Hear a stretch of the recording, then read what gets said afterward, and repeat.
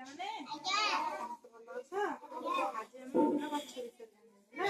ଗୋଟେ କି ପ୍ରକାରର ଗଛ କେତେ ଦିନ ବଞ୍ଚେ ହେଲା। ଦେଖ ଏଇଟା କୋଉ ଗଛ କହିଲ ପିଲେ?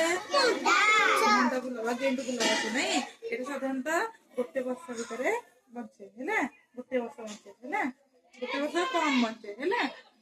ମଣ୍ଡା ଗଛ ଗେଣ୍ଡୁ ଗଛରେ ଥିଲା। ଏବେ ପିଲା କହିଲା ଏଇଟା କୋଉ ଗଛ? କଦଳୀ ଗଛ ଗୋଟେ କେତେ ଦିନ ବଞ୍ଚେ? ସେ ଥରେ ଫଳ ଦେଇଦେଲା ପରେ ସେଟା ମରିଯାଏ ହେଲା। ତାକୁ ଆମେ ହାଣି ଦଉ ହେଲା। ସେଇଟା ମଧ୍ୟ ସେଇ ଗୋଟେ ବର୍ଷ ବଞ୍ଚେ। ତାପରେ ଦେଖ ଏଇଟା କୋଉ ଗଛ କହିଲ ପିଲେ? ଏଇଟା କେତେ ବର୍ଷ ବଞ୍ଚେ? 2-3 ବର୍ଷ ବଞ୍ଚେ। ଆସ ଆମେ ଆଉ ଗଛ ଦେଖିବା। ଆସ ଆଉ ଗଛ ଦେଖିବା ଆସ। ଏଇଟା ହଉଛି କୋଉ ଫୁଲ ଗଛ? ମନ୍ଦାର ଗଛ। ଏଇଟା ମଧ୍ୟ ବହୁତ ବର୍ଷ ବଞ୍ଚେ ହେଲା। 3 ବର୍ଷ ଖଣ୍ଡେ 3ରୁ ଅଧିକ ବର୍ଷ ବି ବଞ୍ଚିପାରେ ହେଲା। ଦେଖିବା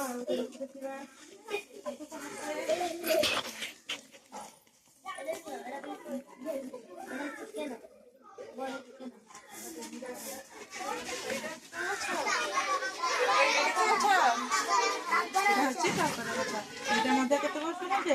3 ବର୍ଷ ଖଣ୍ଡେ ବଞ୍ଚେ ହେଲା। ଆଉ ଆର କାଣ୍ଡ ଭାରି କଣ ବେଶୀ ଶକ୍ତ ନୁହେଁ, ଭାଙ୍ଗିଯାଏ ଜଲ୍ଦି ଜଲ୍ଦି ଭାଙ୍ଗିଯାଏ। ତଥାପି ଏଇଟା ମଧ୍ୟ କଣ 1-2 ବର୍ଷ ବଞ୍ଚେ।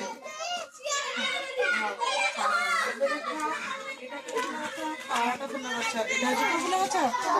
ତରାଟ ଫୁଲ ଗଛ। ଏହା ମଧ୍ୟ କଣ 2-3 ବର୍ଷ ପର୍ଯ୍ୟନ୍ତ ବଞ୍ଚିଥାଏ। ଏଇଟା ମଧ୍ୟ ଗୋଟେ ପୁରାତନ ଗଛ ମଧୁମେହର ଗଛ। ତାପରେ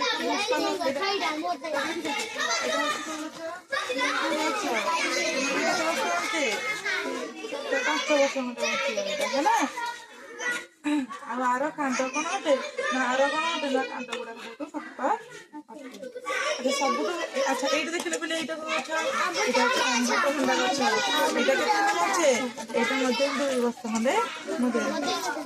ତାପରେ ଦେଖ ସେଇଟା ପିଲେ କୋଉ ଗଛ? ନଡିଆ ଗଛ। ନଡିଆ ଗଛ କେତେ ଜାଣିଲ? ନଡିଆ ଗଛ କେତେ ଦିନ ବଞ୍ଚେ? 10-20 ବର୍ଷ ବଞ୍ଚେ ହେଲା। ତାର କାଣ୍ଡ ଭାରି ଶକ୍ତ ଆଉ ତା ଭିତରେ ଚେର ମଧ୍ୟ ବହୁତ ବାଟ ପର୍ଯ୍ୟନ୍ତ ମାଡ଼ିଥାଏ। ଏଇଭଳି ଭାବେ ସେମିତି ଆହୁରି କେତେ ପ୍ରକାର ବଡ ଗଛ ଅଛି, ସାନ ଗଛ ଅଛି, ଛୋଟ ଛୋଟ ଶାଗ ଗଛ, ଫୁଲ ଗଛ, ସେଟାକୁ ବେଶୀ ଦିନ ବଞ୍ଚି ପାରିବନି ହେଲା। ଆଉ ବଡ ବଡ ଗଛ ଯେମିତିକି ଆମ୍ବ ଗଛ, ପଣସ ଗଛ, ଓସ୍ତ ଗଛ ହେଲା, ତାଳ ଗଛ, ଏଗୁଡାକ ସବୁ କଣ ବେଶୀ ଦିନ ବଞ୍ଚିଥାନ୍ତି। ଏବେ ଜାଣିଲ ଗଛ କେତେ ପ୍ରକାର କଣ ହେଲା। ଭଲ ଲାଗିଲା ସମସ୍ତଙ୍କୁ?